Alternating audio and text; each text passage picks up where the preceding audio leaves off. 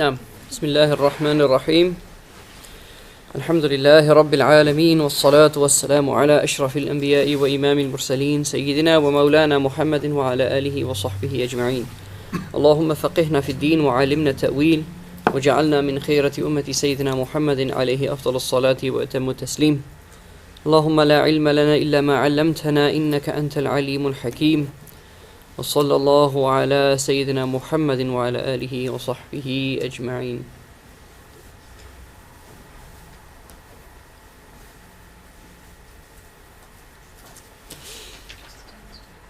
قال الإمام السانوسي في مقدمته نفعنا الله به وبكم آمين: والموجودات بالنسبة إلى محل أو المخصص أربعة أقسام. So in these introductory or preliminary investigations of Imam Sanusi, we're coming to the end now, and what he's going to be talking about in this last section is really the categories of existence. So he's spoken about, we'll again quickly cover what he's discussed at the end of the lesson, inshallah, but he's spoken about a number of different topics which are important in our discussions of theology, in the discussions that we're going to have about theology. He's discussed the nature of kufr and the nature of shirk. He's discussed the logical categories and so forth. And now what he's going to do, before you go on to the if you like, the meat and bones of theology, which is the discussion of the attributes of God and their relationship to created things, the attributes of the prophets. He's going to talk about how all existent things are divided up. Okay? And this is his equivalent, I suppose, of what you might call Porphyry's tree of existence. It was a Greek philosopher called Porphyry, and he gave a super categorization of all things, basically. And here Imam Sanusi divides up or categorizes all existent things in terms of their need for something within which to exist and something by which they are brought into existence. Okay? A mahal. Shall I make this a bit bigger for you? Because it's quite small, isn't it?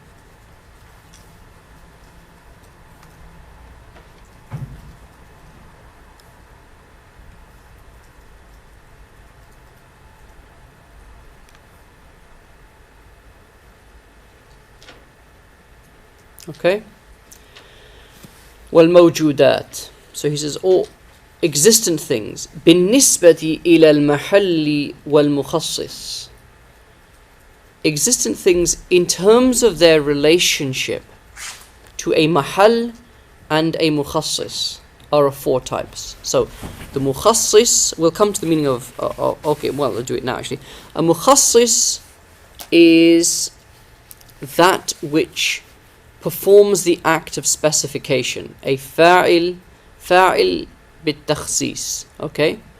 It performs the act of specification. It determines the qualities of a thing. For example, whether that thing exists or doesn't exist, the manner of its existence, shape, size, color, place, time, and so forth. Okay? That's a mukhassis, right? So, if you imagine, let's say you're making ice cream. Alright? You're making ice cream, you've got the cream itself, and now you have a choice. You can add vanilla essence, you can add strawberry essence, you can add whatever to give it a particular flavor. Alright?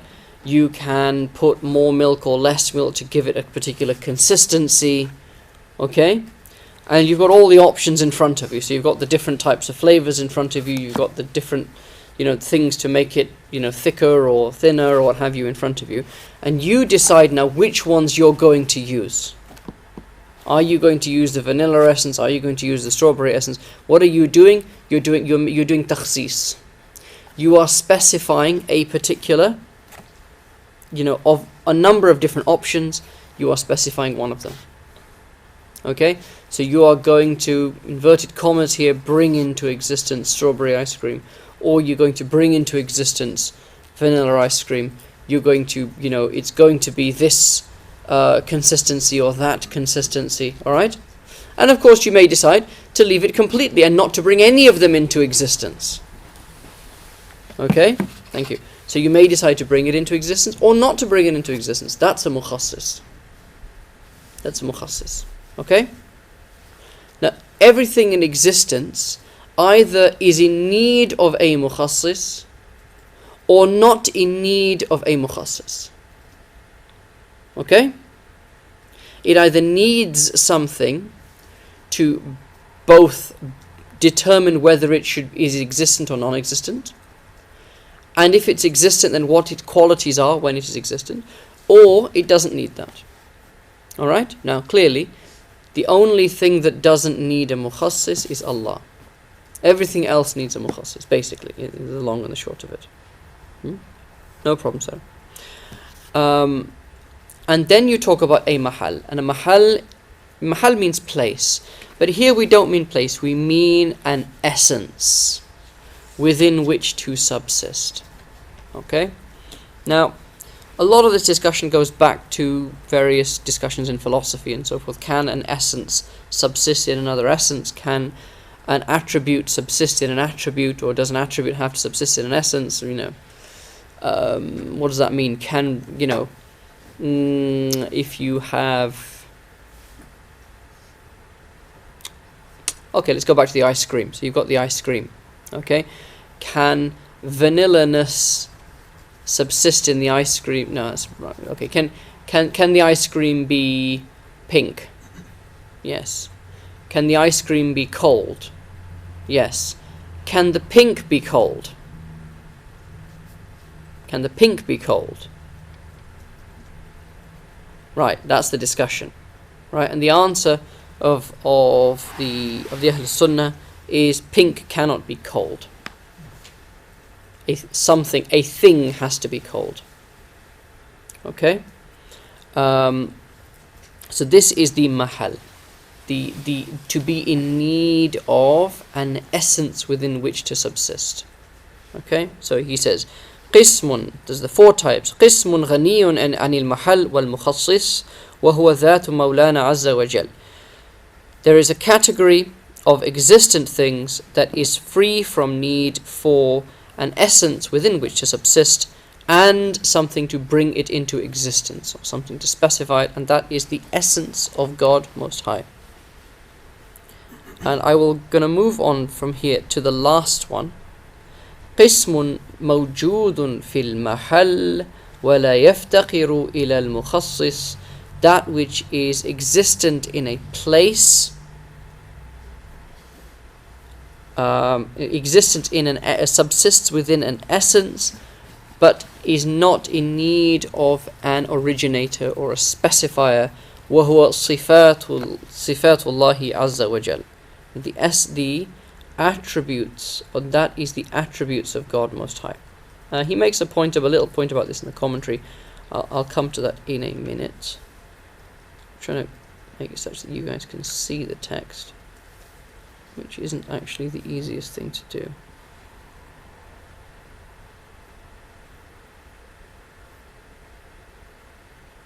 That's about as close as I can get it. Okay. So let's go back to them. So قسم غني عن المحل والمخصص وهو ذات المولانا عز وجل. A category of existent things that is free from requiring an essence within which to subsist, that's the mahal, and a thing to bring it into existence or to specify it in some way, and that is the mukhassis. And what is that? That is only one thing, which is the that of Allah, the essence of God. Okay? قسم مفتقر إلى المحل والمخصص. that which a type of a category of existent things that are in need of an essence within which to subsist, and are also in need of something to bring them into existence. وَهُوَ الْأَعْرَاض, and this is what we call أَعْرَاض. Now, how do you translate أَعْرَاض? Qualities. The translation is often accidents, right? That's the formal kind of philosophical term, is an accident, which doesn't mean that which occurs. An accident is that which occurs. Okay, here I would go with qualities. It's probably the easiest way to understand it. قسم مفتقر إلى المخصص دون المحل. Then there is a type of thing that is in need of an originator but not in need of an essence, and that وهو الأجرام, bodies or essences. Okay. وقسم موجود في المحل ولا يفتقر إلى المخصص وهو صفات مولانا عز وجل.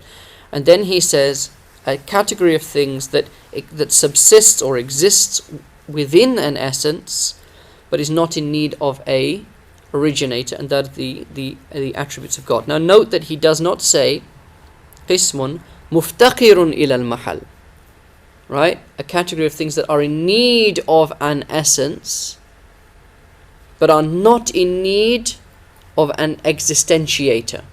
He does not say that the attributes of God are in need of an essence within which to subsist. And that is out of adab. That is out of adab.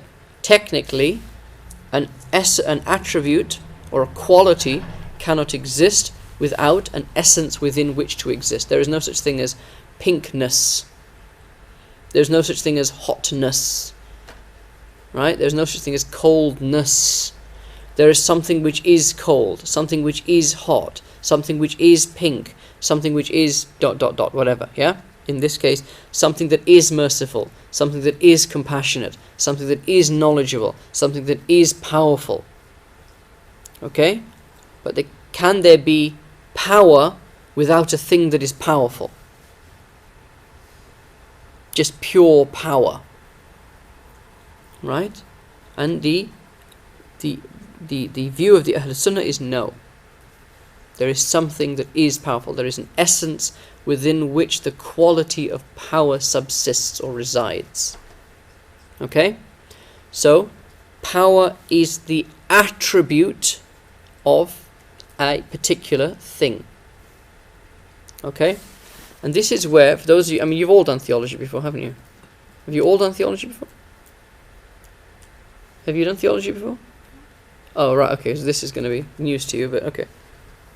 When you talk about Sifat al-Ma'nawi and Sifat al-Ma'ani, that God is attributed with power, Qudra, and He is Qadir, right? He is attributed with power, and a separate attribute is He is Qadir, He is powerful. He is attributed with Sam'a, with hearing, and He is Samir, He is all hearing. Why do we make this subtle distinction between the two? So the first, which is the attributing of God with certain abstract qualities, if you like, life, knowledge, will, power, hearing, sight, speech, and for the Maturidis as well, there is, or for some of the scholars, I should say, idrak, or perception. For the Maturidis, they say takween, creation, right? For each of those, there is, if you like, the active quality. So God is attributed with life, and He is hayy, He is living. He is attributed with ilm, and He is alim. He is attributed with irada, and He is murid. He is attributed with qudra, and He is qadir. He is attributed with sam'a, and He is sami'. He is attributed with basar, and He is basir. He is attributed with kalam, He is mutakallim. He is attributed with idrak, and He is mudrik. He is attributed with takween, and He is mukawwin. Okay? Right? So He is attributed with power, and separately, a separate attribute, He is powerful. He is attributed with sight, and separately, a separate attribute, He is all-seeing. He is and so on and so forth, yeah? What's the reason for this? Okay, that when you say Allah is attributed with power, you are describing a quality that He possesses. When you say that He is Qadir, Qadir is both with His essence and the attribute. You get the fact that He is Qadir, basically. And that's what he's talking about here. So the, the ma'ani, that relates to all of creation, but the ma'anawi, it's no. Khasa'is, I just with God, no. All powerful. No. These are part, we will come to in the Jawhara, but these are part of the Sifat al-Dhat. Okay? All of them. Alright? And they are attributed to God. Now, we also are attributed with Qudra. That's the reason you can ask the question, is you're attributed with because you are living, you have knowledge, you desired to ask the question, you had the power to ask the question, you can see me, you can hear my answer, and you can speak. So you have hayat, ilm, irada, qudra, sam'a, basar, kalam. Otherwise you couldn't do what you just did. Alright? And therefore you are hayyun, alimun, qadirun, muridun, and so on. You are all of those things as well. Okay? But the way in which those attributes apply to you and the way in which they apply to God are completely different. Yeah? But we'll cut, that's part of the Jawhara. Okay, khair. So, the point is that Allah here is the attributes of God are described as mawjood fil mahal, not muftaqir ila al mahal. They exist, they subsist within an essence. But Sanusi does not say that they are in need of an essence. Fakhruddin Razi says قسم مفتقر في المحل ولا مفتقر ولا يفتقر إلى المخصص. There is a category of existent things that are in need of an essence within which to subsist, but are not in need of something to bring them into existence. وهو صفات الله. And Imam Sanusi criticizes him for this. He says this is su'ul adab, because this is bad adab, because you are attributing need to the attributes of God. To use the word need, the attributes of God are in need of something. Alright? Although he understands what he's saying, he just said it's the wrong choice of words. So he uses the word here, mawjud. So, there are 4 categories of existent things. Okay? And to make it even simpler, there is that which is not in need of an existentiator. Alright? Or anything to, or that which specifies the nature of its existence. The mukhassis. Alright? And that is the essence of God. Alright? And the attributes of God which subsist within the essence of God. Yes? So God with His attributes.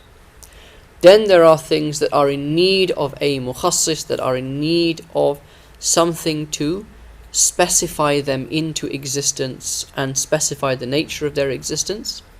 Okay? Then within that there are basically essences, and there are the attributes of those essences. Alright? The attributes require essences in which to subsist. The essences cannot exist without attributes.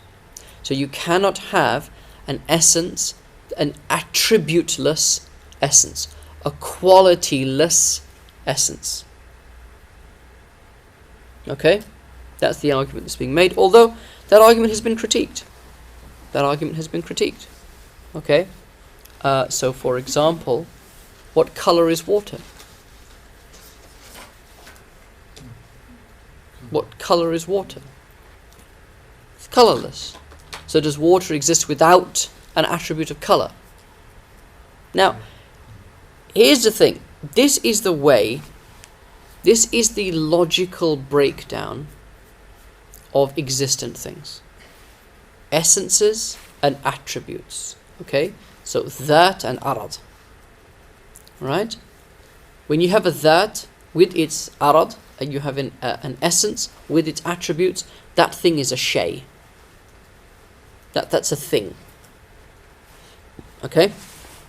Now, can you have an attributeless thing? Right? Can you have an attribute that exists without a thing in which to exist? Pinkness, hotness, movement. So can you have movement without a thing that is moving, for example? Yeah? Now these are questions that we would say, well, no, of course not. And logically, it doesn't make any sense. This actually this comes back to grammar, and when you talk about what can be predicated of what, for example, so the mubtada and the khabar, or the musnad and the musnad ilayh. Okay, but we won't get into that discussion now. But you can critique the argument. Now, this question about what color is water. Okay, so the argument being made here is that water exists without a color. But it has other attributes, clearly, yeah? But the fact of the matter is, does water exist without a colour? Or is that colour simply imperceptible to us? And what is colour? And this is now where theology, theology goes into this is where Ghazali says it gets a bit silly, where you start talking about, an entire chapter on the nature of hearing, for example. Okay? But actually, from our perspective, now, these types of discussions, this is why philosophy was called natural science. Okay? Because they did investigate things. What is the nature? How do you hear things? How do you see things? These were all discussions that were philosophical discussions. Okay? And the thing about philosophical discussions, I think I mentioned this to you before, is that philosophical discussions start with universals and work down to particulars. They start with universal principles or a universal qadiyya, a universal premise, and then they work down to particulars. So all men are mortal. Socrates is a man, therefore Socrates is mortal. Lads, you start with the universal and you make a universal statement, but your conclusion is a particular statement. Socrates is immortal. Socrates will die. Yeah. With what we call a modern science, the difference is you start with particulars and you build to universals, or you try to get as close to a universal as possible. Okay? So philosophy starts in the heavens and works down to the earth. Okay? That's like lightning. It starts in the heavens and it comes down to the earth. Okay? Science is building a tower upwards. It starts on the earth and it builds towards heaven, but it can never quite reach heaven. Okay, so this thing falls when I drop it. That thing falls. That thing falls. That thing falls. That thing falls. That thing falls. Therefore, everything falls when you drop it. Right? Why does everything fall? And then you start talking about, why might it be the case, and so on and so forth. Yeah. Now, a question like this: does water have a color? Yes. Yes, because water is comprised of hydrogen and oxygen. Hydrogen and oxygen both burn different colors. If you burn them, they give off different colors. They give off different, photons at a different frequency, which is perceived as a different color. Hence, you have our sun that burns yellow. It burns with a yellow light because it's largely burning hydrogen. Okay, you have red suns that are largely burning helium. You have blue suns that are largely burning, I think it's oxygen, right, and so on and so forth. They give off different. That's why you look up into the sky. And if you look up properly on a proper night, you'll see stars that are clearly different colours. You will see yellow stars, white stars, red stars, blue stars. Yeah? Alright? So, yes. But is it perceptible to us? That's the question. Yeah? So this is the way that philosophy kind of divides up the world. And it's a useful way from a theological perspective to look at things, because the bulk of theology is about the attributes of God, not about the essence of God, but about the attributes of God, and a discussion around God's attributes. Okay? So really all we say about the essence of God is that Inna Allaha mawjood wajib al-wujud. God exists and his existence is necessary. Next question. Now you're talking about attributes. Right? So qidam and baqa and all these things are attributes. Okay. Then he moves on to what are called the mumkinat al-mutaqabila. He says al-mumkinat al-mutaqabilatu sittatun.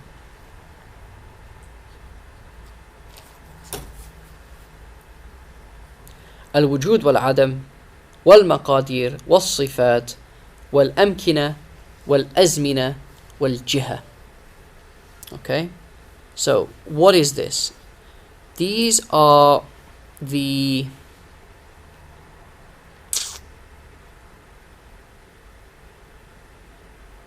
I'm trying to think the best way to translate this.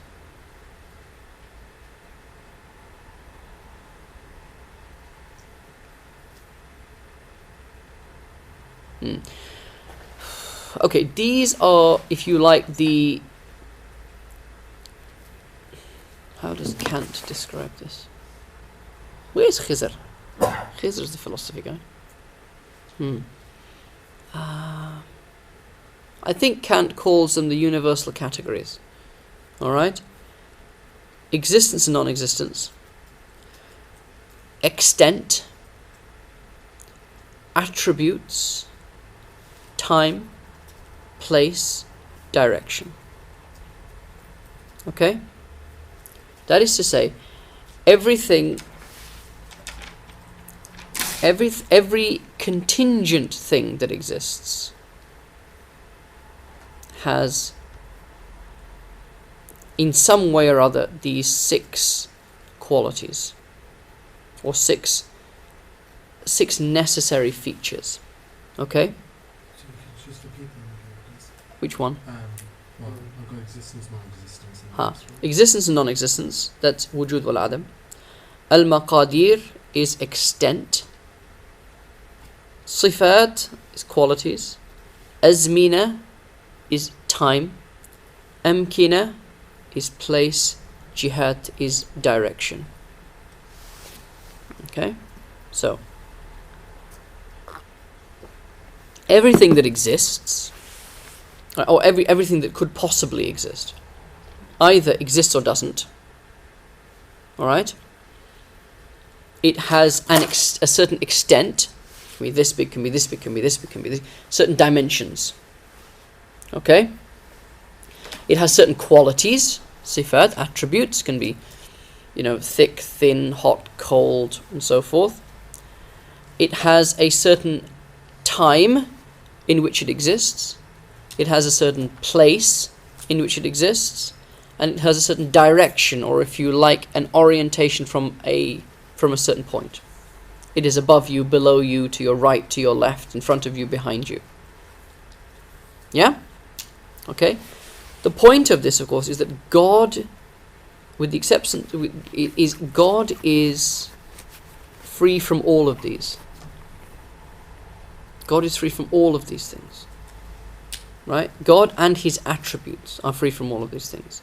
These are the things. We talk about the mukhassis, right? The specifier. These are the mukhassas. These are the things that are specified. These are the things that are specified.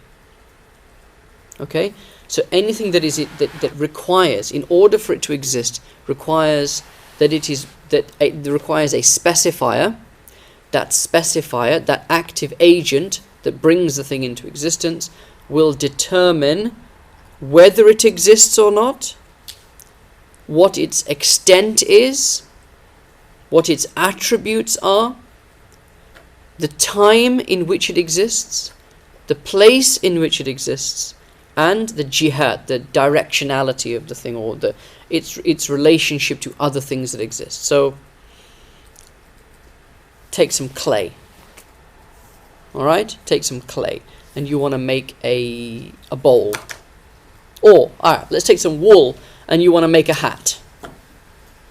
Okay? Noor's got a woolly hat that she made. Alright? Okay? Take some wool. Okay. Noor is the mukhassis. She determines if the hat exists or not. Right? So is that wool going to turn into a hat or not? That's one. She determines the size of the hat. Okay? How wide it's going to be, how tall it's going to be, and so forth. She determines the attributes of the hat. Right? Is the wool going to be a thick wool? Is it going to be a loose wool? And so forth. Is it going to be patterned, non-patterned, what have you? She determines the time in which that thing exists. So she made it yesterday, as opposed to making it today. or to make it the day before yesterday. All right. She determines the place in which it exists, which currently is on her head, but yeah, but she determined that it would come into existence in our house, as opposed to making it in the car or making it, here. Okay, and she determines its relationship to other things. It's on her head as opposed to on her hand, so it's above her as opposed to on her right hand side. Okay, so these six things are required for anything that requires that in order for its existence is in need of an existentiator, right? The existentiator determines each of these six things, and these six you have to pick. For that thing you have to pick one, either existence or non-existence, a particular shape and size, these qualities, a particular time, a particular place, and a particular relational direction. Yeah? Sorry. Is that 7 items? Yeah, presence and existence, non-existence are together. So it should be existence or non-existence. So That's the reason for that is that's neither or. That's why he's put it like that. So existence, yeah. So you can't have non-existence and then have one of the others? No. Okay. Well, you can say that a thing is non-existent at this time, and you choose that. So so Fahad now made me a cup of tea. All right. So before he waited for 2 minutes into the class. He would have thought maybe, or maybe Doc wants a cup of tea, but he waited for 2 minutes into the class before saying, "Do you want a cup of tea?" Okay. So he chose a time for the non-existence of the tea. Yeah? I'll make the tea in 10 minutes. So you're choosing it to be non-existent for 10 minutes, aren't you? And then you're going to choose for it to be existent. Make sense? Yeah? But generally, you're right. Yeah? It's first existence and then all the others. Alright? Okay. So each of these, everything that is in existence requires a decision to be made about these six things. Alright? About these six things. Alright? And that is all things that are in need of a mukhassis, which are essences and attributes. Okay? Okay. Then he starts to talk. Having said that now, he now moves on to the attributes of God, which is the last category of existent things he discussed, that which is existent within the essence, that, subsists with the essence of God, but is not in need of a mukhassis. Right? Is not in need of an existentiator. And here we'll do it briefly because we will come to these things in the Jawhara itself. Okay? القدرة الإلهية هي عبارة عن صفة يتأتى بها إيجاد كل ممكن وإعدامه على وفق الإرادة. So, pre-eternal power. This is an expression that is used for an attribute, by which all existent things are brought into existence or removed from existence according to will, according to a decision or a choice. Okay? والإرادة صفة يتأتى بها تخصيص الممكن ببعض ما يجوز عليه. Then what is will? Will is an attribute, or pre-eternal will is an attribute by which possible or contingent things are specified with some of what is valid for them to be specified with, i.e. existence, non-existence, extent, qualities, place, time, direction. Okay? So here you have, so through these two attributes, let's do the next one as well. Al-ilm صفة ينكشف بها المعلوم على ما هو به. Ilm is the quality by which anything that can be known, the reality of anything that can be known, is uncovered. Alright? So knowledge is what's knowledge. Knowledge uncovers the reality, is that which uncovers the reality of a thing. Okay? So, these three attributes form the process, if you like, of takhsis. Okay? For anything to exist, for everything to exist, with the exception of God, okay, i.e. for everything that is contingent. What does contingent mean? Something that depends on something else. I.e. here it depends on a mukhassis, but here we mean something that could be or could not be. Something that could exist or could not exist, equally could not exist. Okay? I.e. everything except for God, because God is wajib al-wujud, God is necessary, and we'll come to why God is necessarily existent. But so for each of these things, right, each thing that is mumkin requires a decision to be taken about whether it exists or not, and if it exists, its extent, etc., etc., etc. All of these 6 things, alright? How is that thing brought into existence? It's brought into existence via power. Power is what takes it from non-existence to existence with particular qualities. Why those qualities and not other qualities? Because of will, because of a decision that is taken. That this ice cream could be any color or any flavor. I'm choosing raspberry ripple flavor. Yeah? That's will. Will is a specifier. It could be any of these 3 things, and any of these things, I'm picking this quality. So these 6, the 5 later qualities are about specification. When it exists, where it exists, how it exists, the extent, its direction and shape and so forth. Yeah? Okay? That is on the basis of irada. That is a choice. Okay? And what is choice based on?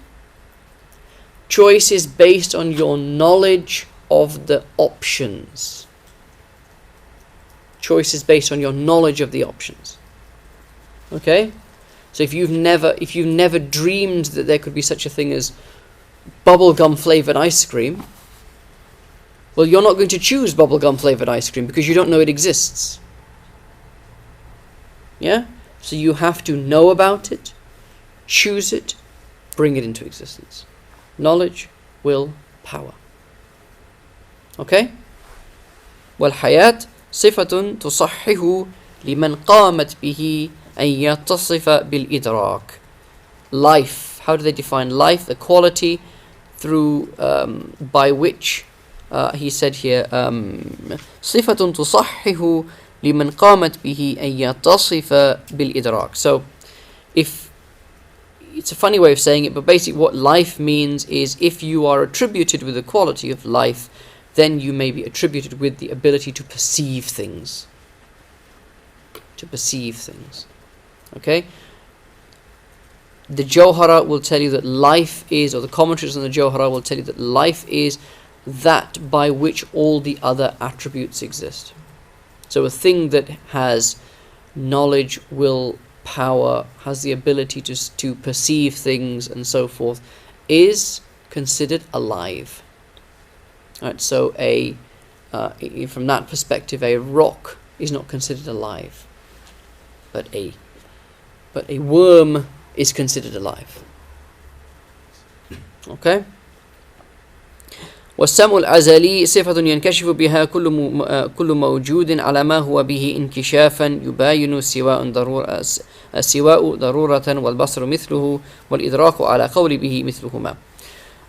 So then he talks about hearing and sight.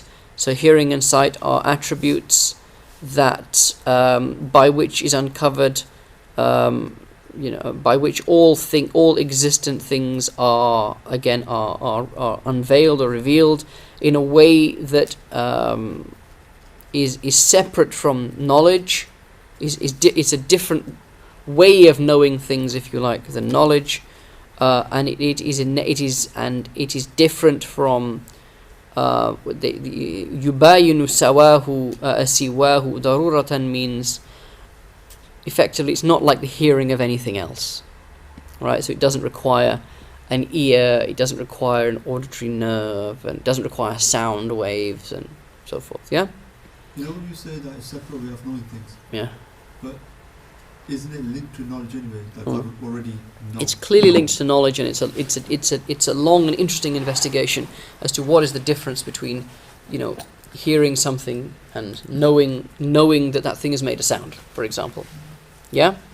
So that's on one. So should a thing purely be knowledgeable, and is in that sense sight from a philosophy, purely forget theology, purely philosophically, is sight a deficiency? Because sight is a tool by which you acquire knowledge, and if you could acquire knowledge without sight, then that would be more perfect than having sight and that sort of stuff. Yeah.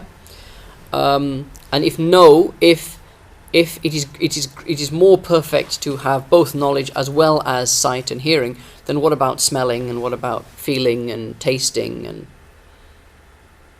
what and so forth. So that's a long discussion.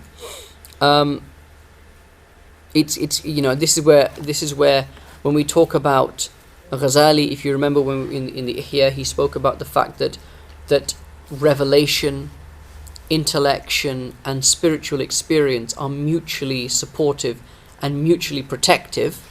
That each one kind of protects you going off at a each one could take you off at a tangent. It's the other two that pull you back into play, that kind of triangulate you back into place again. Okay, Allah describes Himself, "Laysa kamithlihi shay," nothing whatsoever is like God. "Wa huwa sami'un alim," He is hearing and knowing. And God clearly specifies, He clearly demarcates a difference between hearing and knowing, and He is ascribed with both. Right, and sometimes what comes across as gymnastics, theological gymnastics, is about trying to explain from a rational perspective why Allah is both knowing and hearing and seeing and so forth. Yeah, the reason that hearing and seeing are discussed, but not. Allah is all hearing and all seeing, but He's not all tasting or all smelling or what have you, is simply because He does not define Himself with those attributes. He defines Himself as Sami'un and Basir. He does not describe Himself with the attribute of I suppose it would be Mushammim, one who smells or one who tastes or so forth. Yeah, but there is a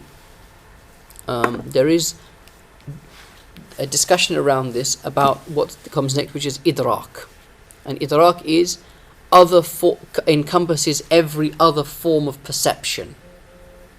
Right, so some of the ulama, people like Imam al-Juwayni and Baqilani, some of the great Muslim theologians, said that God is mudrik. He has the quality of idrak, and which is separate from His quality, from His attribute of hearing and seeing, and all three of them are separate from the attribute of knowing. So He knows, He hears, He sees, and He perceives. And perception encompasses every other possible every form of perception you can imagine, and every form of perception that you can't imagine. Okay, so that's and this is, we'll come to it when we come to it in the Jawhara, but from my perspective, this is a more appropriate.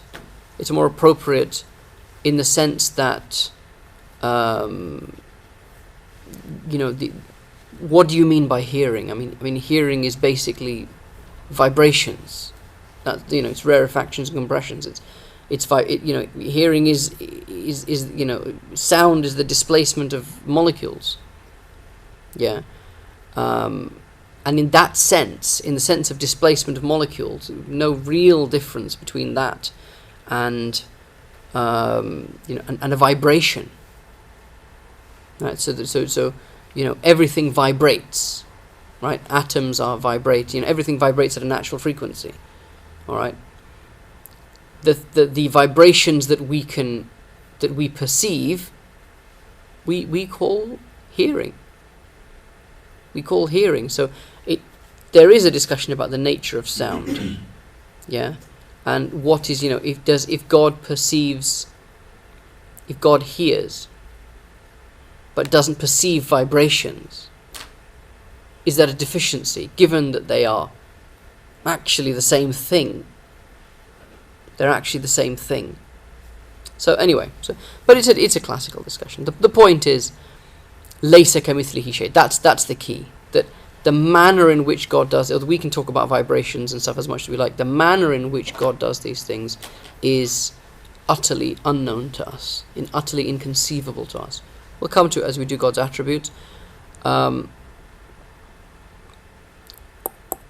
the point is that there are many places in the Quran Allah describes himself as hearing and seeing. There are times that God talks about yudriku. So, لا تدركه الأبصار وهو يدرك الأبصار. Right? That, for example, that, and this is idrak, that eyesight cannot, or eyes cannot perceive him. He perceives eyes, or he perceives vision. Or eyesight cannot encompass him, but he encompasses, or vision cannot encompass him, but he encompasses vision. And he uses the verb adraka for himself. كلام الأزلي هو المعنى القائم بالذات المعبر عنه بالعبارات المختلفات المباين لجنس الحروف والأصوات المنزه عن البعض والكل والتقديم والتأخير والسكون والتجدد واللحن والإعراب وسائر عن أنواع التغيرات المتعلق بما يتعلق به العلم من المتعلقات. Right. So here he moves on to the discussion that kicked it all off, that effectively kicked off the whole science of theology, which was the discussion about God's speech, God's kalam. Right? It's pre-eternal speech. It is a meaning that subsists within God, that subsists with God's essence. It indicates different forms of expression in a manner that is free from any type of lettering or sound that is transcendent beyond speaking about particulars or universals, or bring taqdeem wa ta'khir here means when I say the word, the w comes before the d. That's taqdeem. The d comes after the w. That's ta'khir. Right? So sequencing of sounds and phonemes, if you like. Was-sukut, wat-tajaddud, wal-lahan, wal-i'rab. Right? It is free from silence, and then the breaking of silence with sound, that's tajaddud. Lahan is the quality of the sound. I'rab is kind of grammatical constructions. Wasairi anwa'i at-taghayyurat, and any other form of change. So basically the speech of God has speech and God speaks, but not in any way that you can possibly imagine. Yeah? المتعلق بما يتعلق به العلم من المتعلقات, and it is connected, we'll come to connections, but it's connected to whatever knowledge is connected to, which is every possible thing. Everything that is possible, necessary and impossible. Don't worry too much about that, we'll come to it when we come to it. Then he says, وَالْكَلَامُ يَنْقَسِمُ إِلَى خَبَرٍ وَإِنْشَاءٍ. Now he starts to divide up the nature of speech. He said that speech is divided into khabar wal insha. A khabar is that which has a truth proposition, is a proposition, something that could possibly be true or false. And insha is something that it would not make any sense to talk about true and false. So by khabar, it is what God relates. Okay? Innal muttaqina fi jannatin wa uyun. Verily the believers are in gardens, amidst gardens and fountains or springs. Okay, that is a khabar. You can say, yeah, the believers are in the garden. You can say that statement is true, or you can say it's false. Okay. There's a long discussion on this in the commentary, that although you can say that khabar is true or false, because it has come from Allah, so in and of itself, the statement may be true or false. And he then goes on to divide, statements that are in and of themselves true. So 2 is greater than 1. Is a statement that no matter who says it, it's true. Yeah? Whether you believe it or not, it's true. Yeah? Then there is a type of statement that may in and of itself be true and false, but further information will indicate to you that it is definitely true. Right? And that is about the nature of the speaker. So when Allah says, Inna Allah ta'ala wahid, verily God is one. Okay? So that actually given a better example, Tabbat yada Abi Lahabin wa tab. The hands of Abu Lahab have perished. Okay? Is that true or false? Well, within itself, the statement could be true or false. Okay? But once you know that it is said by God, it becomes necessarily true. Yeah? So there is no possibility of falsehood after you know who has said it. And then there are certain statements that may in and of themselves be true or false, but after investigation, you know that they are false, because they contradict revelation or they contradict reason. So, all swans are white. Right? Is a statement that could be true, it could be false. When you investigate it and you investigate it and you research, you find that there are some swans that are black. Now you know the statement is false. So he goes into that discussion. And insha is something that it does not make any sense to talk about true and false. So, get me a cup of tea. You can't say that statement is true or false. It's a command. A command, a request, and these things. You study them in grammar. And the speech of God, the point is that the speech of God in the Quran is basically made up of khabar and insha. It's made up of khabar and insha. Okay? Which is why he's talking about it. Then, الصدق عبارة عن مطابقة الخبر لما في نفس الأمر خالف الاعتقاد أم لا. Truth. What does he mean? What do you mean by truth? Truth is an expression that indicates the congruence of word and fact, if you like. Yeah? That what is being said reflects reality. What is being said reflects reality, whether you believe it or not. Whether you believe it or not. So for example, إذا جاءك المنافقون فقالوا إنك لرسول الله والله يعلم أنك لرسوله والله يشهد إن المنافقين لكاذبون. Yes? Yeah? When the munafiqeen come to you and say, verily you are the messenger of God. God knows that you are his messenger.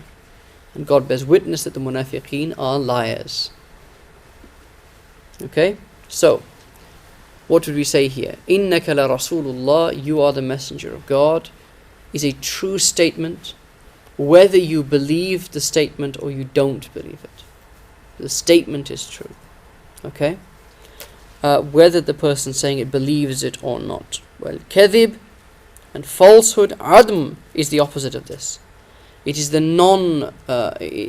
divergence of statement and fact, whether you believe it or not. Whether it is believed by the person speaking it or not. Therefore, truth and falsehood are about the statement and reality rather than being about the speaker.